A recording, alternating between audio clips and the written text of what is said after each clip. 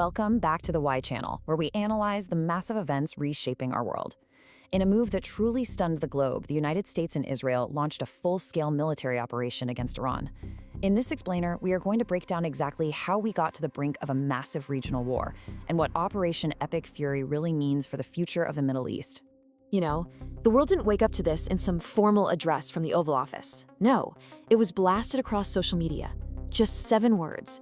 And with those 7 words, a military operation on a historic scale was unleashed, aimed right at the very heart of the Iranian regime. And let's be absolutely clear about this. This was not some limited surgical strike. This was the opening salvo of a long, devastating conflict with a goal that was explicit and world-changing: regime change in Tehran. So, what was the official justification for a move this drastic? Let's dive into the stated aims of this unprecedented joint operation, known as Operation Epic Fury by the US, and, get this, Operation Roaring Lion by Israel.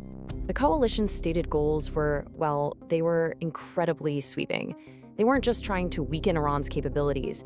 They were aiming to permanently tear down every single pillar of the regime's power: its nuclear program, its missile arsenal, its navy, and that whole network of regional proxies. The whole shebang. And unbelievably, within just hours, a huge objective was met. Iran's supreme leader was dead. Now, an event like that creates a massive power vacuum right at the very top. But an act this big doesn't just happen out of nowhere. It was really the final climax of 2 escalating crises that had already set the stage for war. To really get the why behind this attack, we have to look inside Iran itself, where the regime was already fighting a war, but it was against its own people. So what started as economic protests back in late 2025, sparked by a collapsing currency, quickly spiraled out of control. It became the largest, most widespread anti-regime movement since the 1979 revolution itself. Just look at this number, 36,500. Now, this is one of the highest estimates out there, coming from opposition media and leaked internal documents, but that's the reported number of civilians killed by security forces, and this was in just a matter of weeks. It's a truly staggering figure that speaks to the absolute brutality of the crackdown. And this slide really shows you the vast difference in the numbers being reported. It was like a war of information was happening right alongside the one on the streets. The official government number, a little over 3,000. But you contrast that with verified reports, with leaks from health officials, and with investigations by international media. It just highlights the chaos and the regime's desperate attempt to control the story, mostly by shutting down the internet entirely. And sources say this was the direct order that unleashed it all. It gave the Islamic Revolutionary Guard Corps, that's the regime's ideological army, and its brutal besieged militia the green light to use machine guns, drones, even snipers against demonstrators. It literally turned city streets into battlefields. So, while Iran was cracking down on its own people, another crisis was blowing up on the international stage. This was the second key reason for the war, and it was a race against a nuclear clock.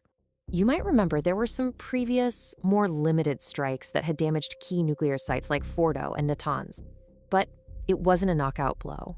And for the next several months, Iran works like crazy, in secret, to rebuild its program, which really just set the clock ticking on a much, much bigger conflict. By early 2026, any hope for a diplomatic solution was completely off the table. With international inspectors being blocked and uranium enrichment hitting seriously dangerous levels, Western intelligence agencies started sounding the alarm big time. It was clear Iran was on a path straight to a bomb.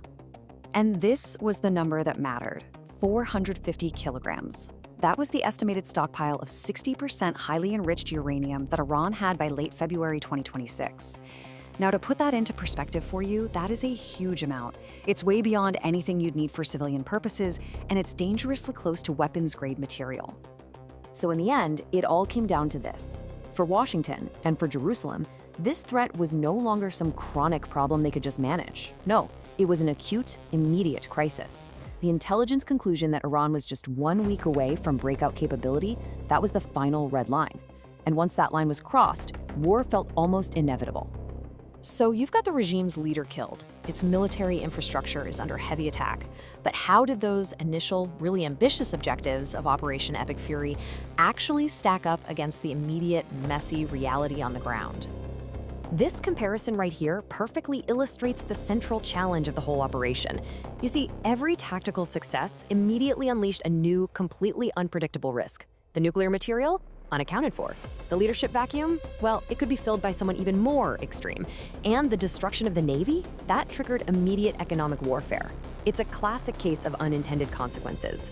And understanding this network, the axis of resistance, is absolutely crucial. It's the reason why a conflict with Iran could never just be contained to one country. We're talking about groups like Hezbollah in Lebanon, the Houthis in Yemen, various militias all over Iraq and Syria. They're all part of this web, and they're all ready to act on Tehran's behalf. So yeah, this conflict definitely did not stay contained. Let's look at the final piece of this puzzle, the immediate global fallout that put the entire world economy on a knife's edge. This one single act of economic retaliation, shutting down the Strait of Hormuz, instantly put the global economy on high alert.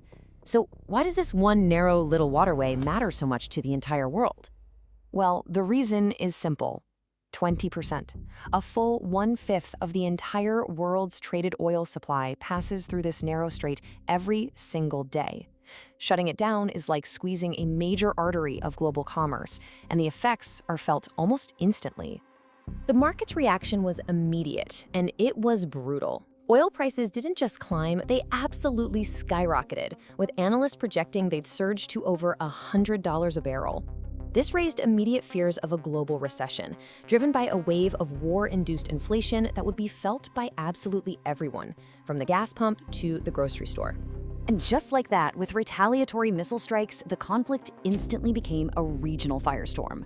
It was no longer a US-Israeli operation against Iran, it was a multi-front war, with civilian casualties piling up and the risk of pulling in other global powers growing by the hour. The initial phase of the war might be over, with its goals of decapitation and destruction achieved, at least on paper. But the long-term consequences? They've really just begun to unfold. The operation sought to eliminate a threat, but it may have just unleashed a whole new era of chaos, leaving the entire world asking, what is the endgame, and was the price of this fury actually worth paying?